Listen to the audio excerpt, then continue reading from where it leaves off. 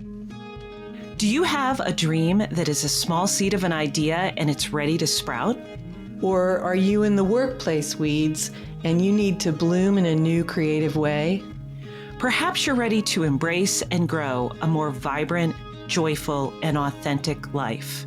If you answered yes to any of these, you are ready to rebloom.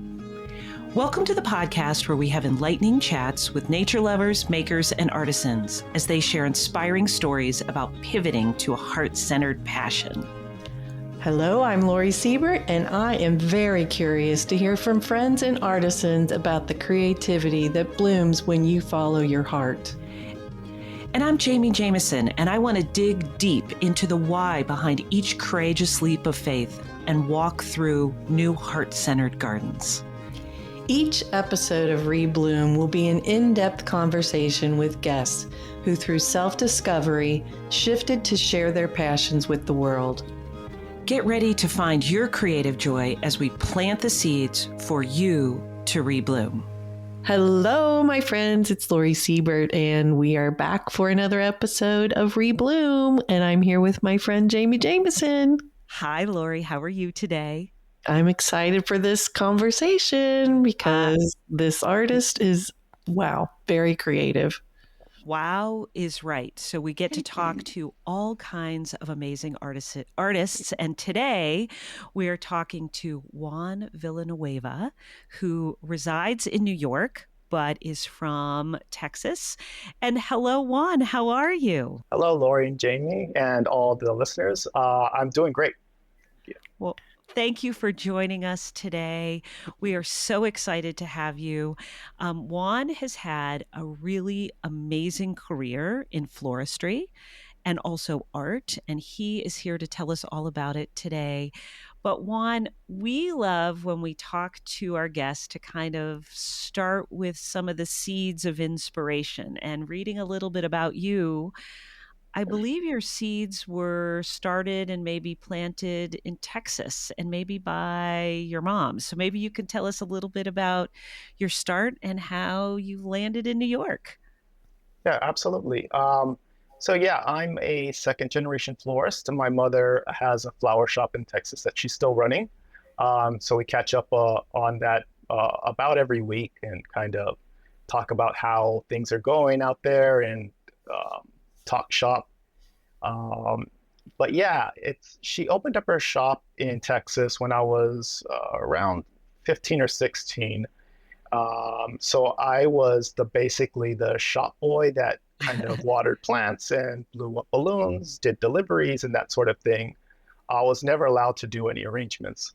If I was lucky during like Valentine's week, I would make bud vases for her that she would heavily critique.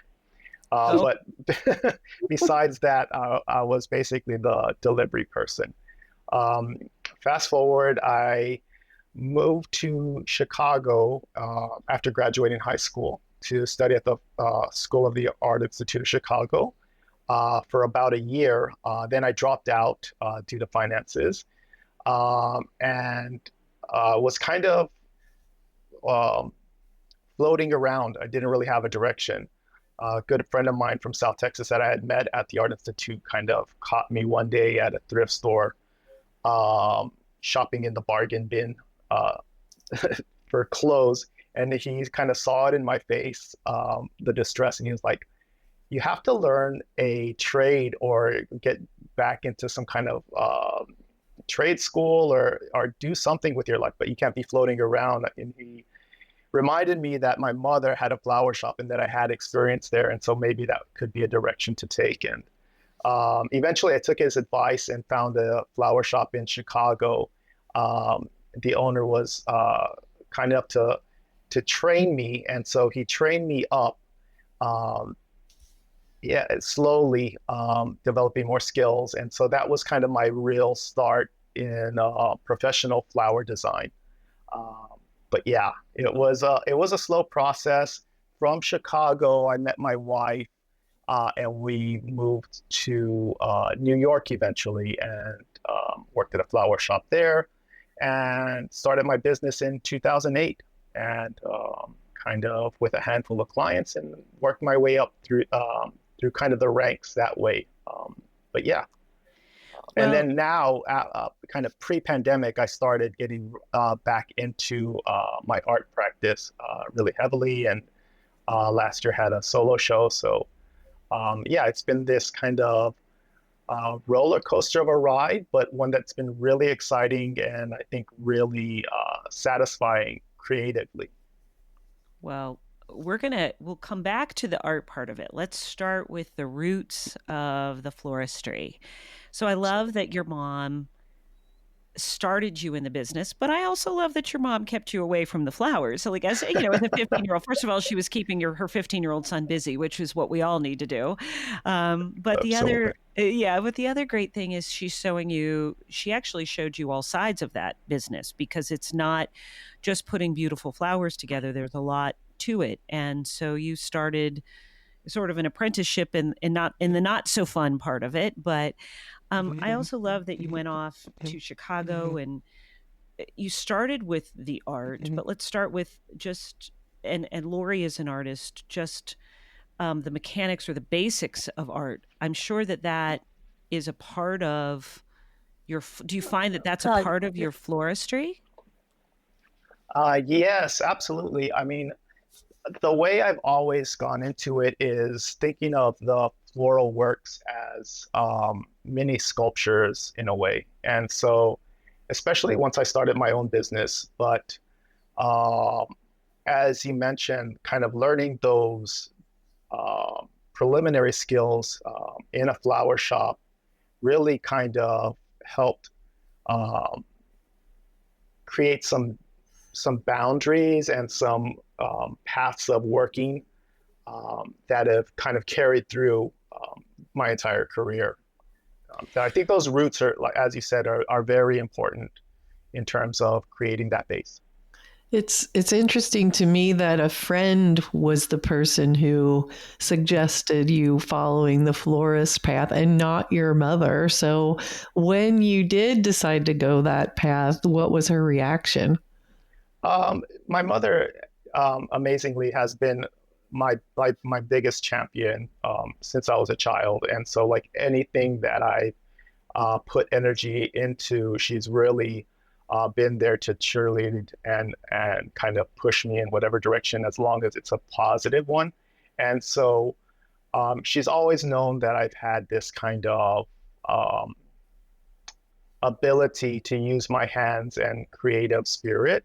And so anything that involves that, she's 100% for. And so for me to like go into or pivot into the floral design world, of course, she was excited about because she had an ally, Yes. and and she knew I would excel.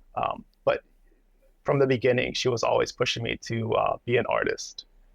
Well, and excel as you have, and for those who maybe don't know, but in the floral design world, I mean, you can do weddings, you can do small retail, but Juan, you really do large installations, and your heart has taken you to some really amazing large bodies of work. Can you tell us a little bit about those?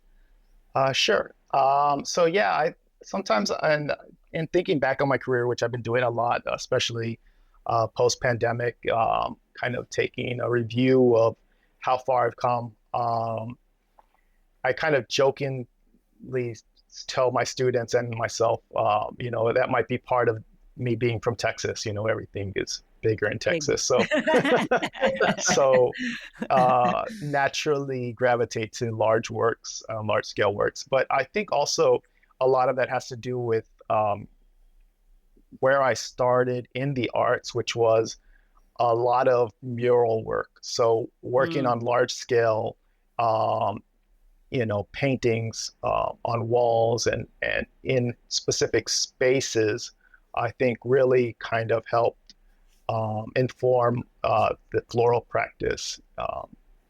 And I think that's kind of how that ties in, is having that background and then navigating both of them.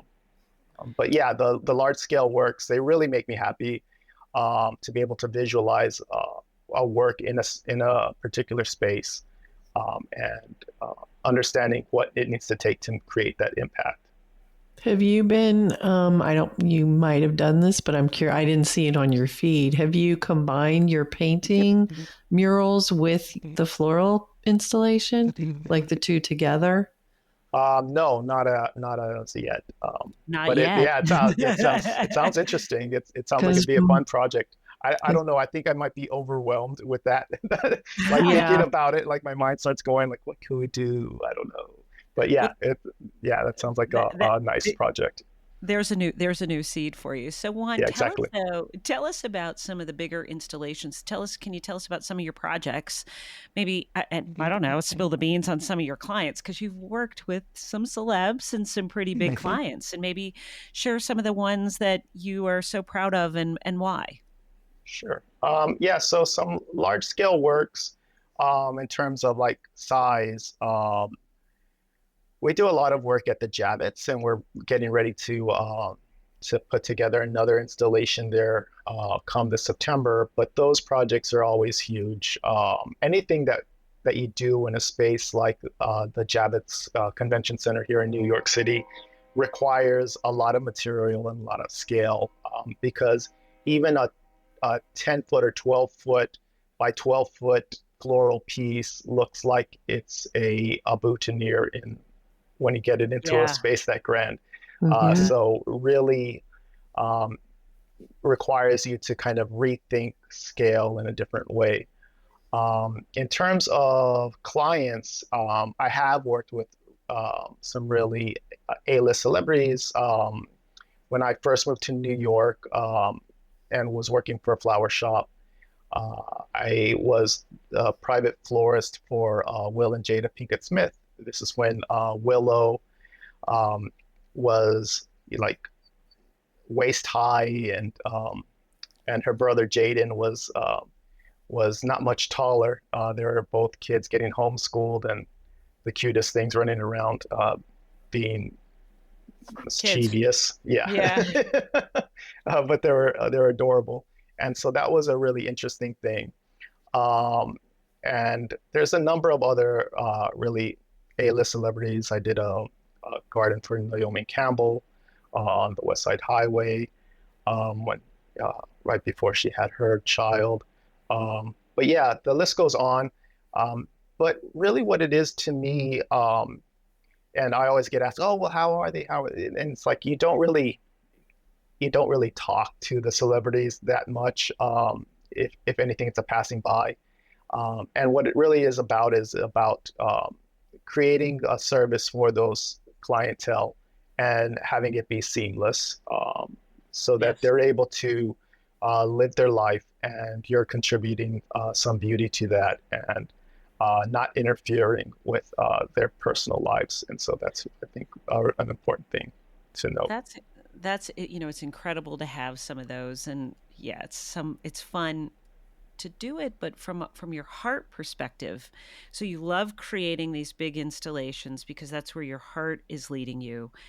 Tell me about the feedback though. I mean, obviously the celebs may not say anything, but even in the Javits Center, like how do you get the feedback once you've put it up, and what inspires you not only about that piece or gives you joy about that piece, but about creating new pieces? Absolutely. Yeah. So feedback, it's definitely an important factor when working in large scale and public works mostly. I mean, that's what we're talking about here is these larger pieces are definitely public works as opposed to a private space like a celebrity's home, where it's viewed by the family. But in those public spaces, those public arenas, and the same can be said for any mural work, is the feedback is direct and instantaneous. And so it's really beautiful to experience the appreciation that people have uh, as you're working through a project, and just the joy that it brings to faces. And even in something as simple as the fragrance of people, that the flowers bring to the environment, and they're able to come by and be like, oh my God, it smells so beautiful. I can't wait to see it when it's done. And those kind of moments as you're kind of like knee deep in foliage and Yeah. fingers bleeding, and you've already had 12 to 15 hours put into a piece. And then to have that sort of thing is really beautiful. And even the breakdowns of those large pieces, as especially at a place like the Javits Center, where as we're breaking it down, people are taking flowers home, and you see them sharing flowers and breaking down the piece themselves, and seeing the vendors' children come in with armfuls of flowers that they're carrying over their shoulders, and they're like twice the size of them, Uh, but are taking them home to appreciate them. It's a really beautiful thing, and that's one of my favorite parts of the process. I So love I wonder, like, I think mural art is very about community. And Mhm. then what you're doing with your floral installations are very much about community. Do you have any idea where that love came for you? I mean, I've only done one mural and I experience what you're talking about, where people come by and they comment and they get their picture taken with it. And it's like an interaction with your community, which is really fulfilling. So I'm just wondering, like, where that came from for you. I think it really came and started getting nurtured in and around my high school days. I had a really great and supportive art school teacher, Mrs. Canales, so shout out to her, um, who really kind of pushed me in the direction of creating murals as kind of diving into the canon of art making for Latinos. And so I think those, as we're talking about earlier, roots really helped establish that kind of desire to, again, create that community and that sense of community, contributing to the community. And I also think that coming from a small town where community is everything has really informed kind of the practice in terms of seeking out that community in different environments, and the need and the appreciation of all that comes with that sense of community. I love that. I love that, and I love that you're creating this big, beautiful installations for people. And I know a little secret because I talked to a mutual friend of ours, Barbara, and she said that your studio space is actually quite tiny. And she said you'd be amazed. And so I think that there's many folks out there who say I can't do it, I live in the city, I can't do art. But you can do art and you can do large installations. Can you tell us a little bit about your studio space? Because this isn't going to be a visual tour, it's going to be an audio tour, what that's Sure, like, and how you do it, how you make that happen. sure. So yeah, um, it's a thing. It's its own little oasis, matchbox, however you want to put it, but it is its own jewel here in New York City. I like to tell a story to the students that come by for studio tours. When they see the space, because they probably already perused and I've already taught them for a few days, and so they come in um, and they see the work online, and then to see the space that the work was created, or at the very least prepped for, are pretty amazed, because it was quite literally a broom closet. Wow. In our studio building, there's a lot of spaces. I was sharing the space for a number of years with three other floral designers, and during the peak season, as events were coming in and getting broken down, the studio space would end up looking like a hurricane had just blown through on days. And it's just not the way I operate. My operating procedure, I need kind of order. Otherwise, my brain will also just scatter about and be in full chaos. And so I was begging the building for about a year to find me a space that was in my budget. and there was nothing available. One day I was using the restroom, and they had the broom closet open, and I was like, "Oh, what about that little broom closet?" And they're like, "No, you can't have that space. It's for our brooms." Like, what? And anyway, it's too small. And I was like, "No, no, no, it's perfect. You don't see the potential." And so I kept begging them. Eventually, they broke, and they're like, "We'll clean that out, and you can have that space." And so this 8 foot by 8 foot space became mine. There was a room adjoining it that wasn't much bigger, that already had somebody occupying it. And so eventually that person left and I took over that space. So my complete space, I think it's 160 square feet, but we have 16-foot ceilings, so that helps. And I have a loft for storage. But yeah, it's this incredibly small, for Texas standards space. It's the size of my Yes. mother's walk-in closet. Yeah. But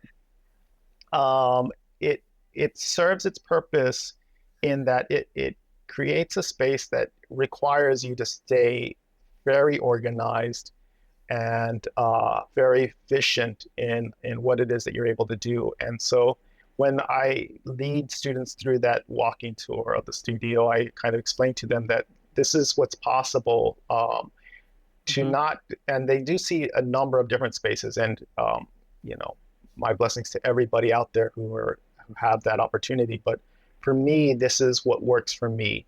And I have everything like a well-designed kitchen where I can turn around and grab a tool without having to look back and see where that is, because everything is there. So just being terribly efficient. It does have its own little flaws in that everything is in its hidden space. And so whenever we are in full production, it becomes more of a ballet Yeah. where our freelancers are there, and we're kind of like, I need to grab this. Can you please scooch over? Or we need to pull the buckets out of the back hiding place, or this or that. But as long as we stay efficient and things go back where they're supposed to at the end of the day, the work that you're able to create out of a space like that, it's pretty amazing. That's I would say amazing. that everything out of the Instagram is like 90% of that goes through that tiny space. Everything else we do open up to auxiliary spaces and rent auxiliary spaces in our building, but for the most part. Let's take a quick minute and thank our amazing sponsors. Our podcast is proudly brought to you today by Jet Creative and Urban Stems. Jet Creative is a women-owned marketing firm committed to community and empowerment since 2013. Are you ready to rebloom and build a website or start a podcast? Visit jetcreative.com/podcast to kickstart your journey. They will help you bloom in ways you never imagined. And bonus, our listeners get an exclusive discount when you mention Rebloom. And a huge thanks to Urban Stems, your go-to and our go-to source for fresh, gorgeous bouquets and gifts delivered coast to coast. Use Bloom Big 20 and save 20% on your next order. And don't forget to subscribe to this podcast and follow us on Instagram and Facebook at Rebloom Podcast. Thanks to our sponsors, and thanks to you for joining us today.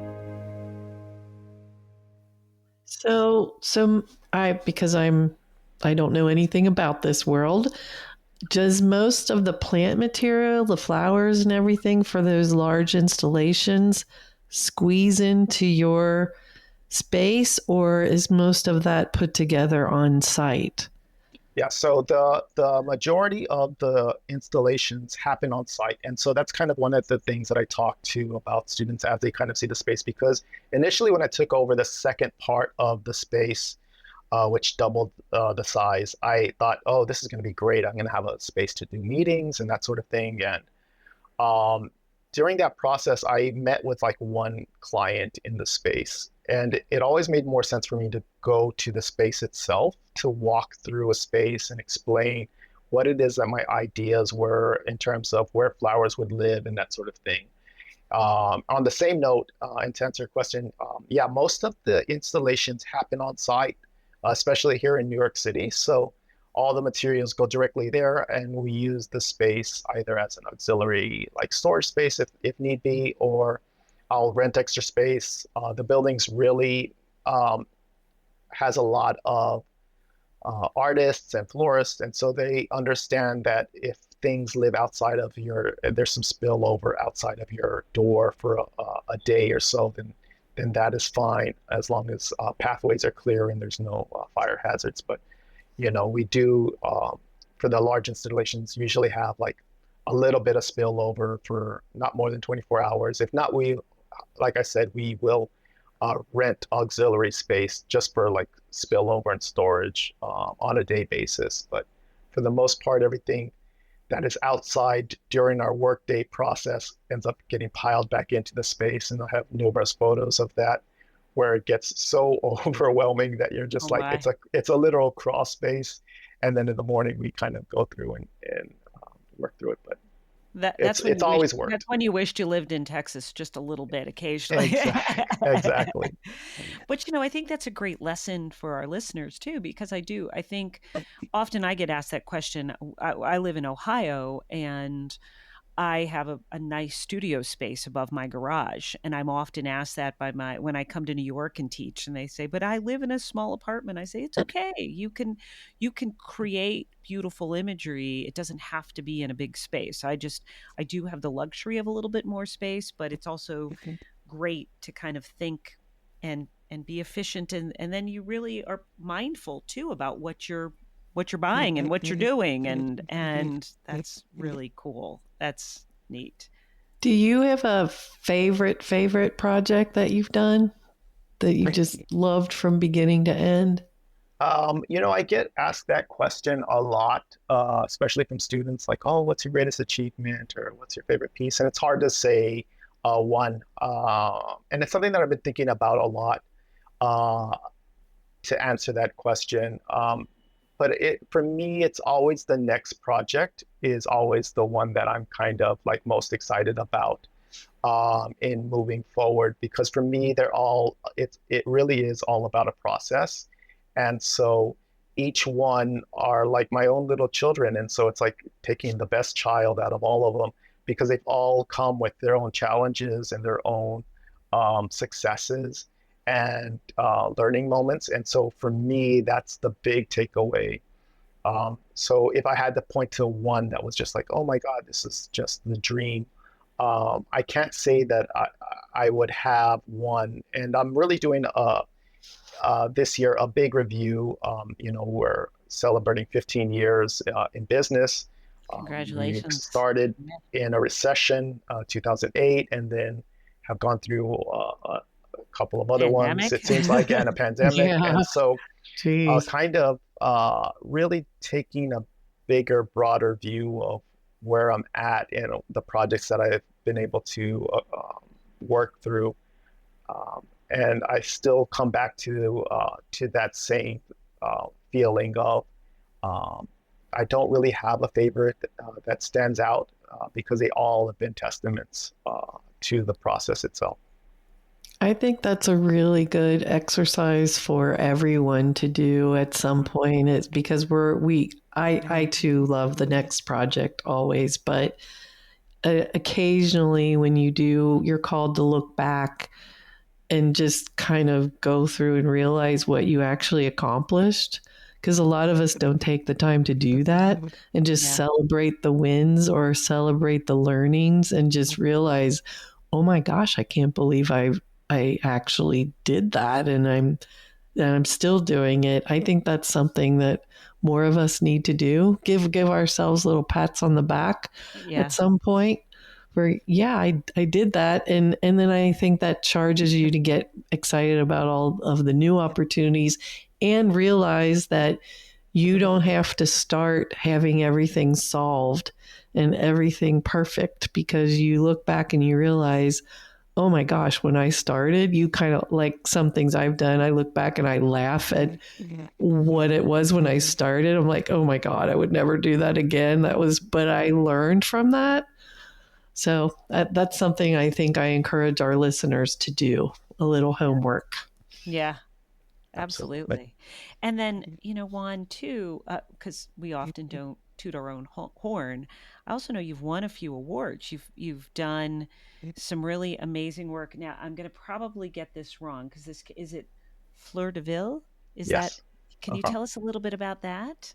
Yeah, so Floridaville is a great organization. They put on shows around the world, creating floral mannequins, usually in a mall area. And so we participated in three, and we've won Best in Show, Fan Favorite, and then as a business, I supported an intern that we worked on, Svetlana, who has her own business now, is an extremely talented floral artist. But I hosted her as a as an artist residence in our tiny studio. And so she participated and won both fan favorite and best in show. Uh, the last time that we participated, where I was basically her intern and I kind love of Oh, that though. But helped yeah, her out with whatever she needed to in her process. So she I, kept asking me, what should I was like, I'm here just to support you. Whatever you need from me to help you execute your vision, then that's what we're here for. You are the artist. And so yeah, we've won innumerable awards at Florida Bill, and always have come with a lot of knowledge and about the floral medium out of those projects, as hard as they are. well, congratulations. And that says a lot Thank you. about you as a teacher, too, when you see your students shine brightly above you, too, because I taught for many, many years, and it was always the greatest joy when my students were shining brighter than I was, because Absolutely. then you know that you're doing your job, and that's fabulous. you were also on a competition show, am I right? Yes. So during the pandemic, I was they reached out to me to be on a national network show that ended up being HGTV. So we filmed a television competition for topiary artists, just here outside of New York City, with the host. I'm sorry, the judge was Martha Stewart, and Mm. so yeah, that was an exciting opportunity, really interesting to kind of go into that world of kind of reality TV. Um, I learned a lot, mostly about myself Mm, in that process. I mean, it was a really difficult time.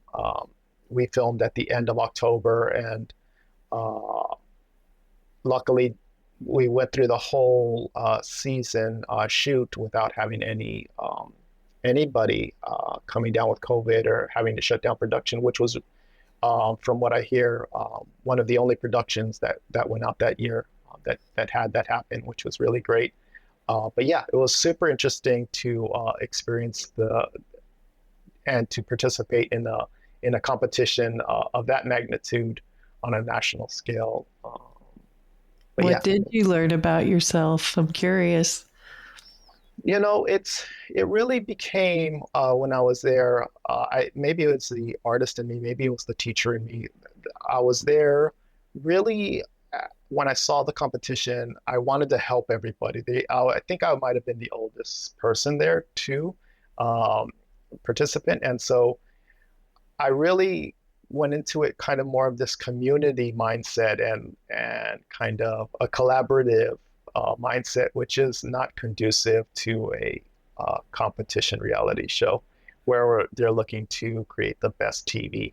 And so I found myself biting my tongue a lot of times, and at one point I was just like, you know what, I really I think I could help the skill set of some of the contestants, and let me try and do that the best I can.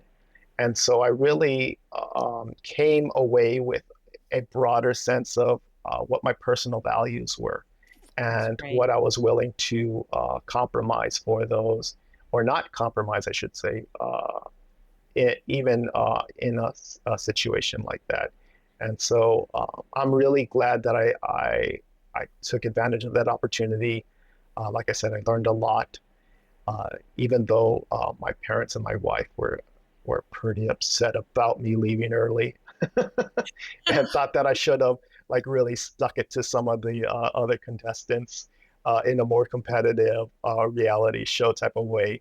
But the only thing that I kept thinking was in the back of my mind was what would my students think if in the end they're like saw me acting in inappropriate or kind of malicious way. And so it really kind of brought those values to the That Mm. forefront. that says so much about you and the son that your mother raised too. So that says a ton about you, and I'm glad, yay for you because it's not always about winning. It's sometimes I about love the that. experiencing things. And so another thing, there was a lot that happened in 2020. So for our listeners too, because Juan's business is not a retail business, it's a large installation business. So things were fairly shut down for you, or really shut down for you, and but that caused you to pivot and come back to your art. Can you talk to us a little bit about that journey and what happened Yeah, there? absolutely. So like most people, I wasn't alone in this. We all kind of experienced that time, but everybody experienced it in a little bit different way. My business being primarily uh, event based took a big hit, and so I found myself kind of in a situation where I really thought that I was going to have to clear out my studio and get rid of everything and basically run because I also do gardens. Basically, run my garden practice out of a storage unit, and that's what I was prepared for.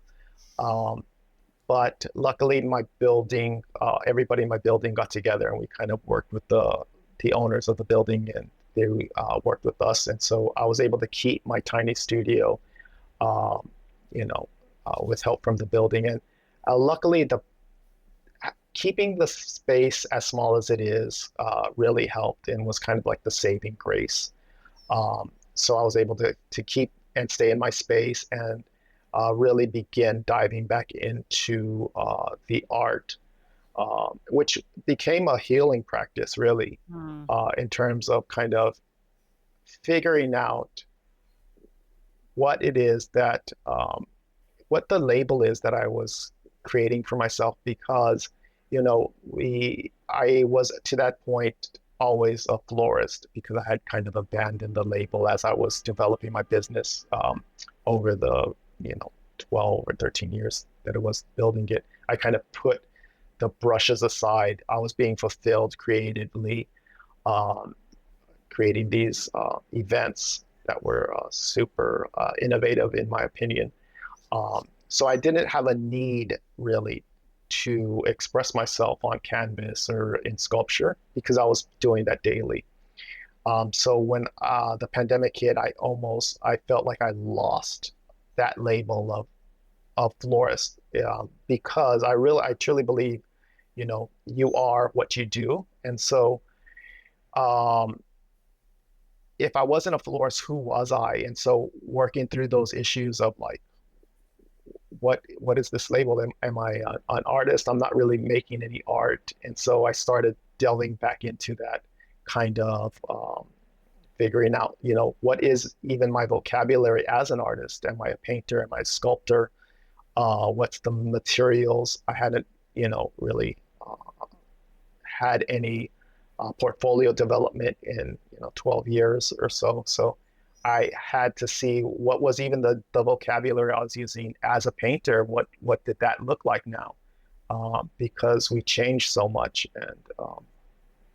and I think it was like I said, a really was a real healing journey in terms of interpersonal development and figuring out like who I am, what it is that I believe, what is my visual vocabulary, um, and who am I, devoid of labels. Mm.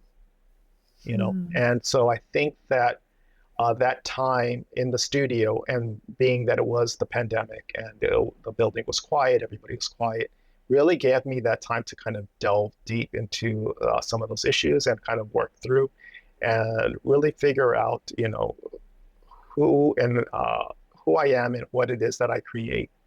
Um, and so yeah, I feel like a lot of those pieces were deeply personal.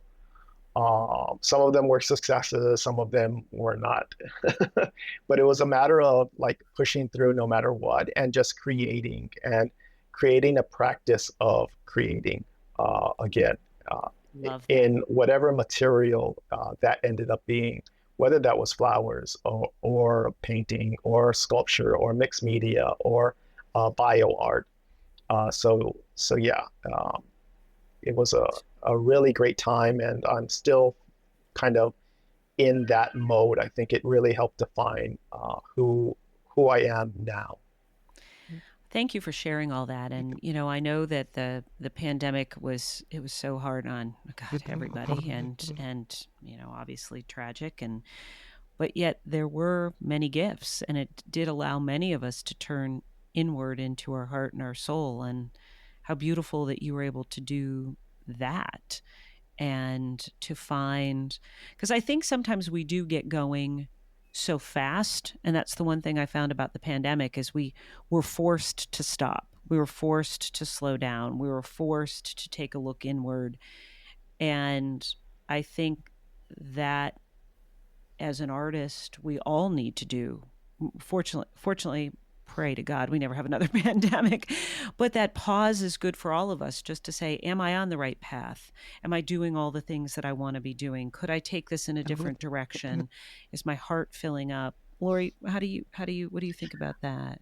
Well, I was just wondering what bio art is Yeah, me ever too. since you said I Yeah, was wondering that question too. yeah, All right, back to what's bio art? yeah, you were being very philosophical there, and ever Yeah, since he did catch me with bio art. sure, yeah, so yeah, we can get philosophical again in a minute, but yeah, can What's you bio art? explain what bio art is? yeah, absolutely. So I questioned that myself. Um, so I took a bio art residency a couple of years ago at SBA, and I was in this process of kind of like redeveloping a portfolio and figuring out, what it is that I do. And they had this artist residency in the bio art practices, and I was like, that sounds really cool. What is that?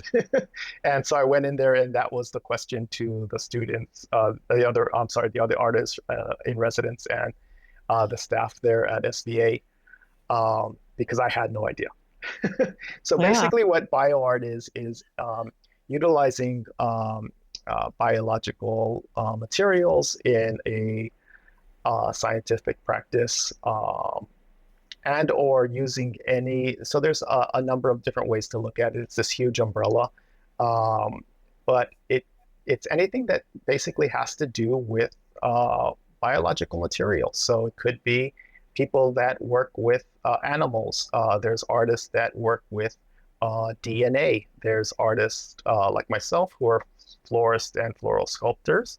There's artists who paint botanical works and paint flowers and you know botanical illustrations, Audubon. So all of those kind of fall under that broader umbrella of bio art. And so I like using that now as kind of this, for lack of a label of what it is that I do, because it is so kind of undefined and broad in its sense of all the things that you can do. But primarily, it's work that would take place in a laboratory setting or some kind of investigation into the world of biology and floral fauna and that sort of thing. So yeah, I I love think it. it's a really interesting label. I'm now moving from floral photographer to bio artist. Just in case anybody out there is listening, refer to There me you now go. as a bio artist. Well, Absolutely. I did see a piece on your feed that you labeled as bioart. So when you brought that term up again, I needed to. The piece is beautiful. Thank It's you. exquisite, and it feels like it's floral design. So everything you're doing sort of all meshes Gorgeous. together really beautifully, Thank You you. as tends to happen with all of our guests. it does. Juan, you have bloomed and rebloomed, and quite frankly, thanks to the pandemic, are reblooming again, even more so introspectively and growth. And your work is just phenomenal. It's something that brings joy to our world in such a big way. Thank you. Um, thank you. So we love to Can I ask one more yeah, question yeah, of before course. before we She's move my to the curious friend. Yeah, yeah, yeah. advice? Yeah. I'm just wondering what things look like now for you. Are Yeah, you are it's a good you question, are Laura. you combining the floral design with your art practice, or are you focused on one or the other, or is there? A little bit of both.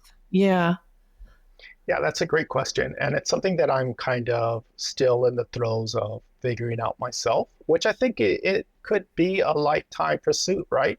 It's not it something that is. needs to be decided, full stop.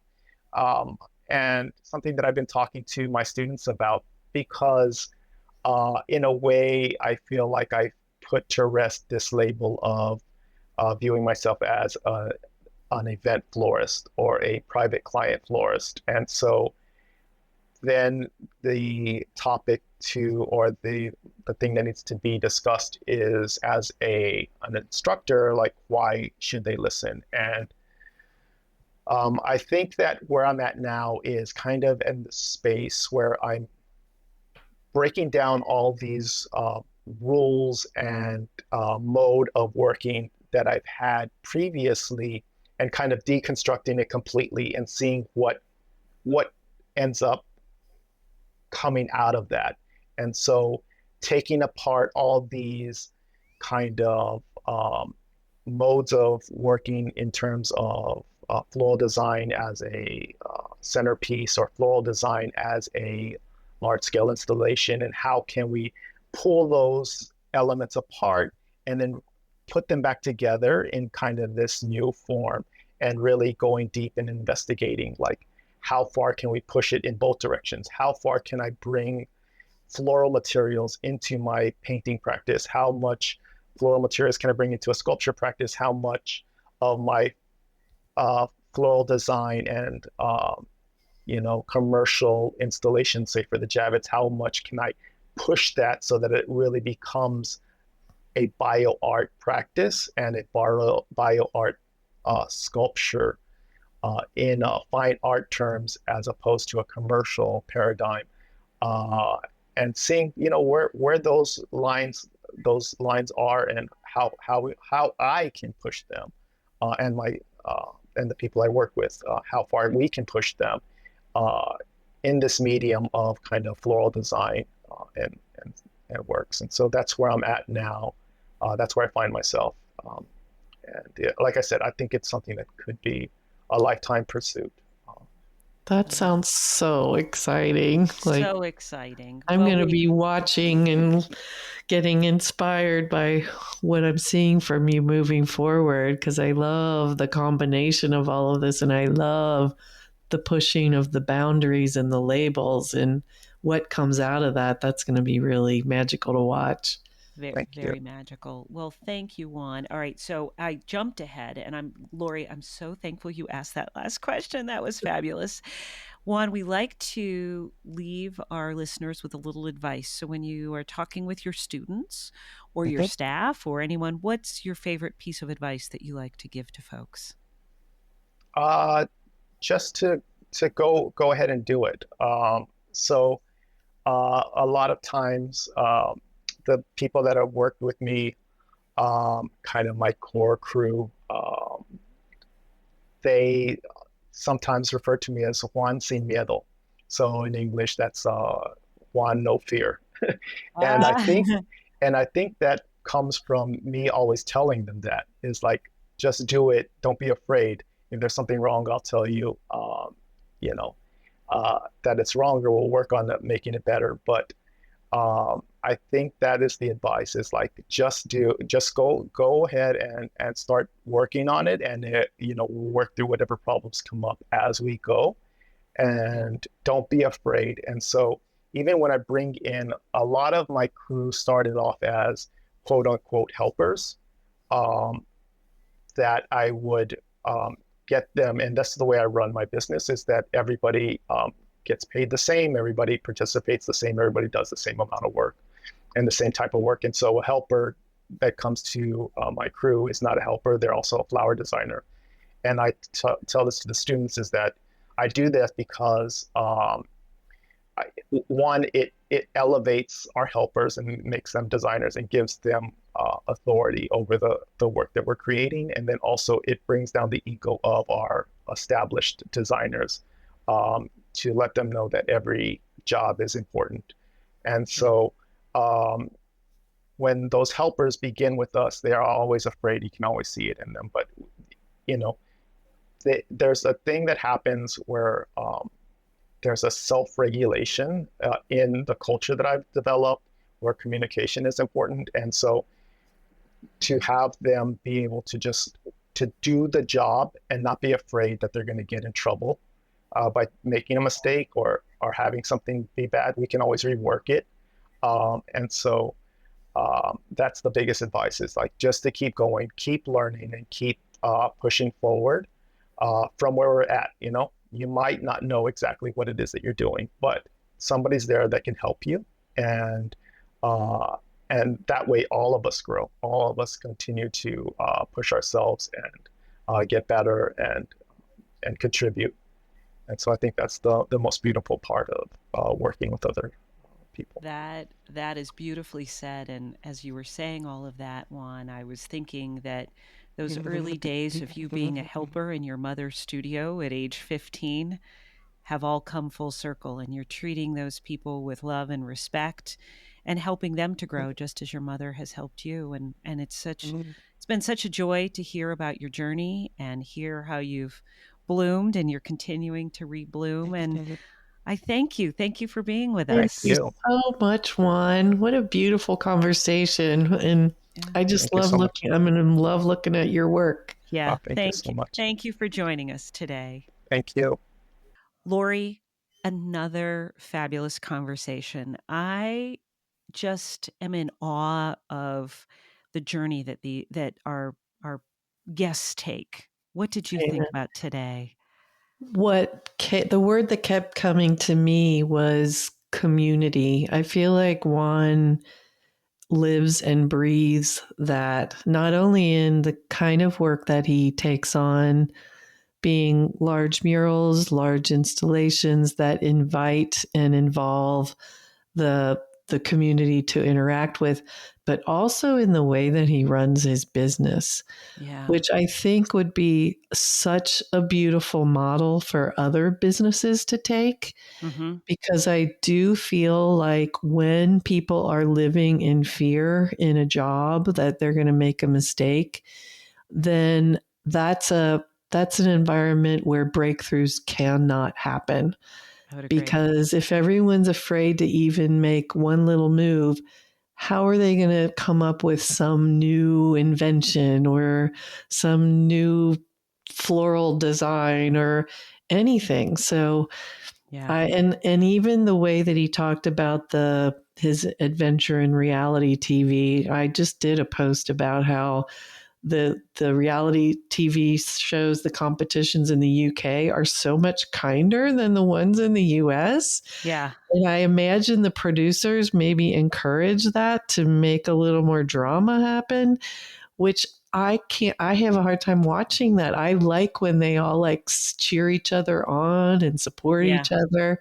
And I think that is what Juan personifies. I would agree. And I think what I heard come through so loud and clear is that his creative heart, but also his teacher heart is for first and foremost in who he is as a man and also as an artist. And I think when you let your heart and your creativity lead, then your ego comes second. And you can see that just in how he's creating it, because you can't operate in a small little 8x8 room with a team with having a big ego. I mean, you'd be there all by yourself. And if he's able to coordinate all of those souls in his space and then bring them out and let them grow and learn, and he's not afraid to let everyone else shine. And I thought that was so important. It's huge in our world. It's just amazing. Yep. Well, thank you everybody for another session of Rebloom. And we are glad that you were here with us today. Peace, love, and rebloom. Life is too short not to follow your passions. So go out there and let your heart plant you where you are meant to be and grow your joy.